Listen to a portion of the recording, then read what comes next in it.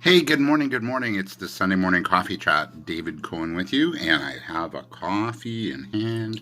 I don't mess around. When I say Sunday morning coffee chat, I mean it. Anyway, so this week was a pretty, full on week. And one of the things I'm really grateful for was I got to see a show called What the World Needs Now by local Toronto singer and performer, jazz singer, and but also pop and whatnot. And her name is Wendy Lands, Lands. You can check her out. She's got a YouTube channel and videos on YouTube. And I saw her show on Thursday night this week. And I went with my colleague, Dana Sewell. Shout out to Dana.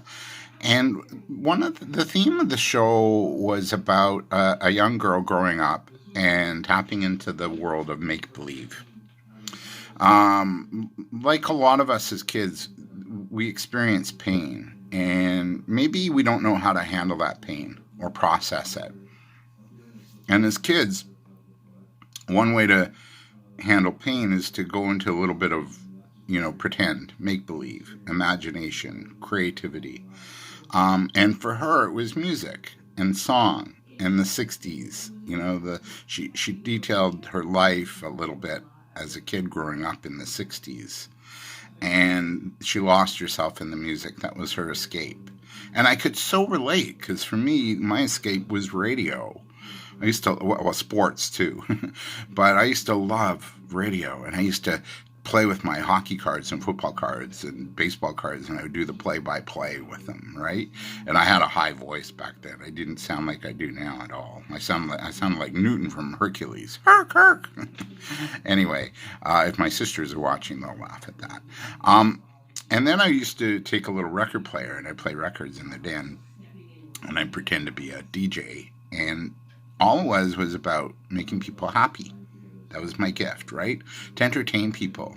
And I would write jokes, and I'd do voiceover work and whatnot. But for Wendy and her show, What the World Needs Now, which was a great show, by the way, she talked about her childhood, and that music was an escape. And it was an escape from the pain of her parents' divorce. So we all experience loss and pain as a kid. And sometimes in those other worlds that we go to get away from it, that's where magic is. So if you're looking like now, like, what am I going to do for my career? What am I going to do work-wise? What's my passion? What's my purpose? Don't look further than what you were into as a childhood. Maybe you love to cook. Maybe you love to organize. Maybe you like to teach, boss people around a little bit, and teach, right?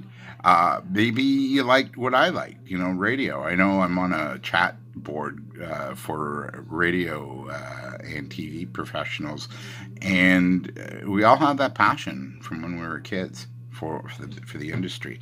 And, if it's music or art or something like that, it probably stemmed from your childhood. So if you're kind of wanting now to sort of get back to that, look no further than that. Another place to look for your passion and your purpose is what's bothering you. What's on your mind these days? What's getting to you, and what do you want to maybe make a difference in? So I have my older sister, and I have a few lady friends who are older, and boy, their careers were far from what they're into now. They really are passionate about making environmental changes and differences, because they see the degradation of the environment, the water levels, the rising temperatures, the pollution on the waterfront, people throwing things away. It breaks my heart too. I go on a morning walk, and I'll see McDonald's wrappers just in the middle of the street, nowhere near a garbage bin. And it's like, why do you have to throw it out in the middle of the street? Who's going to pick that up? It's a residential area. We don't have street cleaners. Who's going to pick that up?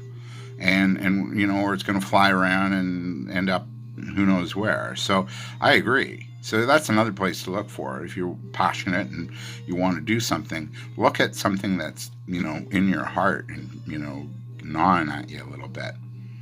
But in Wendy's show, back to the show, What the World Needs Now, it was at the Richmond Hill Center for the Performing Arts on Thursday, and it was great. It was really good. I really liked it. She looked at the 60s and her life as a little kid growing up. And the one thing that always spoke to her was the music. And I could so relate because I used to listen a lot to the radio too. The radio was my friend. See, what you don't know about me is at 10 I lost my dad. And so I felt a little bit alone in the world too. And music and radio was my friend as well. And so that's been my passion, career-wise, to do that. And I saw the correlation between Wendy and I went, wow, I wonder how many of us have similar, things that we're passionate about, or something that we're passionate about that spoke to us as kids, that we got lost in, that we got to play and imagine and pretend. And I think if you're looking for something new to do, or you're looking to recreate yourself, don't look further than what's getting to you now, or what was it as a kid you loved to do, and maybe you can recreate that. Because I think if we can live and work and be in a sense of joy and wonder and make believe and pretend and play, that's not work. That's ultimate joy. And that's what I want to kind of encourage you to think about this week. It's also Valentine's Day week this week. Today's the 9th of February, and Friday the 14th is Valentine's Day. Little hint, go out the night after when the prices come down.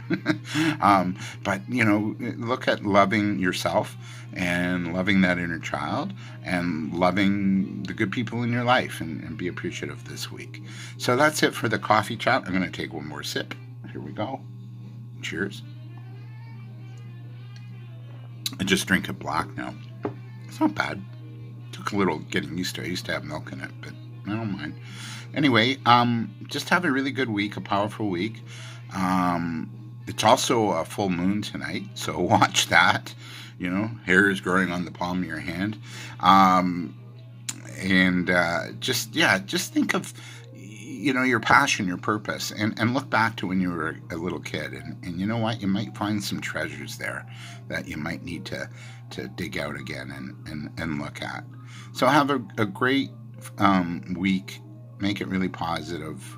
Be in a place of love and appreciation, and do your thing. Okay? Have a good week. Till next week. This is David Cohen and the Sunday Morning Coffee Chat. Be well, everybody. Thank you so much.